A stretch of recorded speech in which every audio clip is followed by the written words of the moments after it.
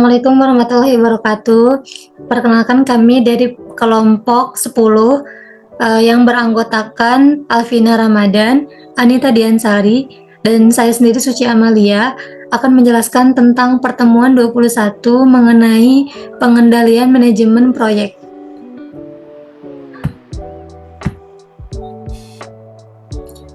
Manajemen proyek adalah sebuah disiplin keilmuan dalam hal perencanaan, pengorganisasian, pengelolaan, atau menjalankan serta pengendalian untuk dapat mencapai tujuan-tujuan proyek. Jenis-jenis manajemen proyek. Yang pertama, proyek konstruksi. Hasilnya adalah pembangunan jembatan, gedung, jalan, dan lain-lain. Yang kedua, proyek manufaktur. Kegiatannya berkisar dari desain hingga penciptaan produk baru. Yang ketiga, proyek penelitian dan pengembangan. Yang keempat, proyek padat modal, yaitu sebuah proyek yang membutuhkan banyak modal. Yang kelima, proyek pengembangan produk baru. Keenam, proyek pelayanan manajemen. Dan terakhir, proyek infrastruktur. Pemahaman manajemen proyek.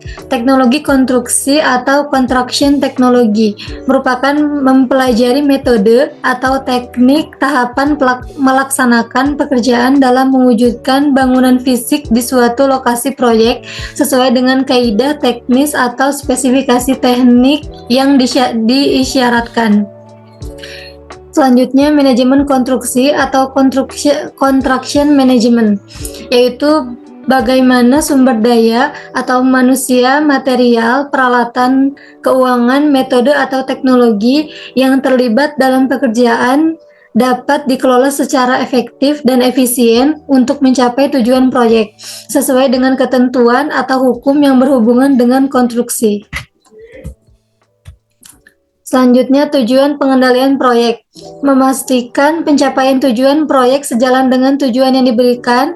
Selanjutnya, memeriksa pelaksanaan proyek agar sesuai dengan perkiraan rencana semula.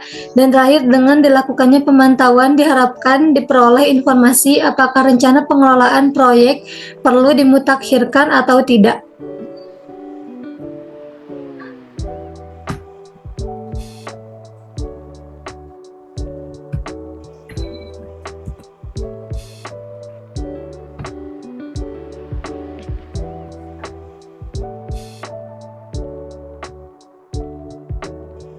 Baik, untuk materi selanjutnya yaitu fungsi manajemen proyek. Yang pertama ada pelingkupan atau scoping, yaitu menjelaskan tentang batas-batas dari suatu proyek. Yang kedua ada perencanaan atau planning, yaitu mengidentifikasi tugas apa saja yang perlu dilakukan dalam menyelesaikan suatu proyek. Yang ketiga ada perkiraan atau estimating, yaitu memperkirakan setiap tugas yang diperlukan dalam penyelesaian sebuah proyek. Yang keempat penjadwalan atau scheduling, di mana manajer proyek harus bertanggung jawab atas penjadwalan seluruh kegiatan proyek. Yang kelima, pengorganisasian atau organizing, di mana dalam suatu proyek, manajemen proyek harus memastikan bahwa seluruh anggota tim proyek mengetahui peran dan tanggung jawabnya masing-masing, serta hubungan laporan mereka terhadap manajer proyek. Yang keenam, ada pengarahan atau directing, yaitu mengarahkan seluruh kegiatan tim dalam proyek. Yang ketujuh ada pengontrolan atau controlling, yaitu mengontrol atau mengendalikan apakah proyek akan berjalan seperti yang telah direncanakan atau tidak. Yang kedelapan ada penutupan atau closing, di mana manajer proyek seharusnya selalu menilai keberhasilan atau kegagalan pada kesimpulan dari proyek yang dijalani.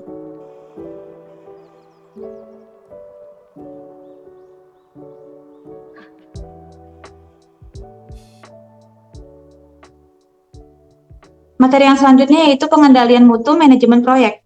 Yang pertama ada meletakkan dasar filosofi dan mutu proyek. Pada umumnya di perusahaan-perusahaan besar memiliki buku atau dokumen yang berisi pedoman dasar atau filosofi dari kebijakan mutu yang harus diikuti selama menjalankan operasi atau proses produksinya.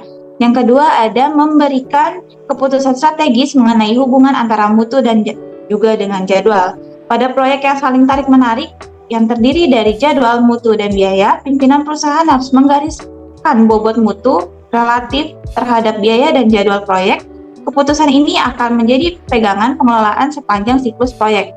Yang ketiga ada membuat program penjamin dan pengendalian mutu proyek atau QA atau QC, yaitu program yang dimaksud adalah penjabaran pedoman dan filosofi yang disebut dengan butir A, tetapi disesuaikan dengan keperluan proyek yang spesifik dan tidak bertentangan dengan program mutu perusahaan secara keseluruhan.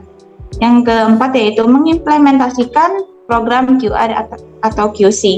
Setelah program QA atau QC selesai disusun, implementasi program tersebut dilaksanakan sepanjang siklus proyek agar hasil yang diperoleh lebih efektif dan perlu diselesaikan terlebih dahulu langkah-langkah persiapan seperti melatih personil, menyusun organisasi, dan sebagainya.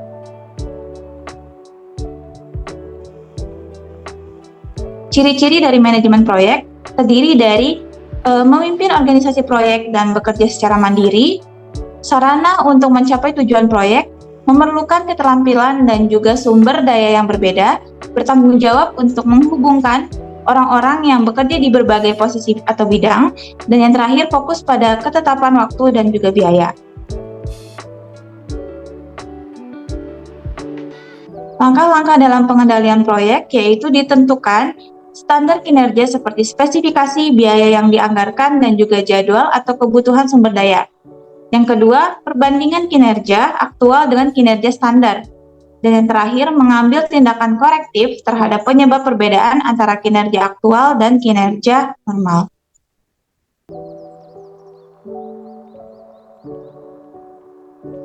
Lalu, macam-macam dari proyek. Yang pertama yaitu proyek kapital. Proyek kapital ini biasanya berupa pengeluaran biaya untuk pembebasan tanah, pembelian peralatan, pemasangan fasilitas, dan konstruksi gedung. Yang kedua ada proyek penelitian atau pengembangan, temuan alat baru, dan lain-lain. Proyek ini dapat muncul di lembaga komersil maupun pemerintah. Lalu ada proyek yang berhubungan dengan manajemen servis, perancangan struktur organisasi, pembuatan sistem informasi manajemen, dan peningkatan produktivitas perusahaan.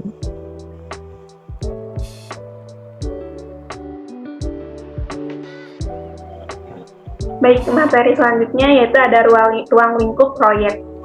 Bisa dilihat di sini yaitu dalam ruang lingkup proyek. Yang pertama, menentukan waktu dimulainya proyek. Yang kedua, membuat perencanaan lingkup dari proyek yang akan dikerjakan. Yang ketiga, penjabaran dari ruang lingkup proyek. Kemudian, pengecekan proyek dan mengendalikan atas perubahan yang mungkin terjadi saat proyek tersebut dimulai. Dan yang terakhir, pengendalian biaya proyek. Selanjutnya yaitu ada tahapan dalam manajemen proyek. Bisa lihat di sini yaitu tahapan-tahapannya yaitu ada project definition, project initiation, project planning, selanjutnya project execution, dan project monitoring and control, dan yang terakhir yaitu project closure.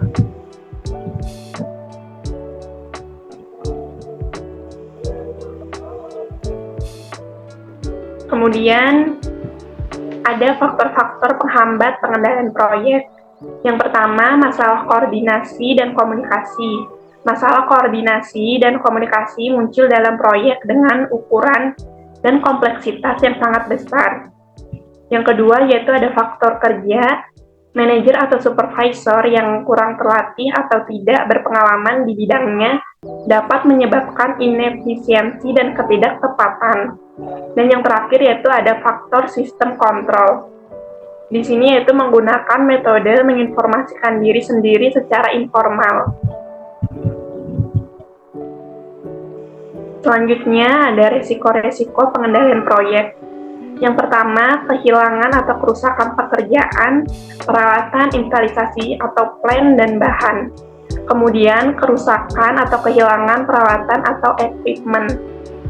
Kemudian, kehilangan atau kerusakan harta benda kecuali pekerjaan, peralatan instalasasi atau plan, material, dan peralatan atau equipment sehubungan dengan kontrak.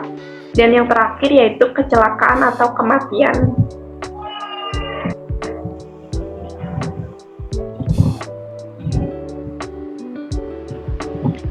Dan yang terakhir yaitu ada kesimpulan pada materi pertemuan 21 ini yaitu proyek harus memiliki tujuan yang harus dicapai.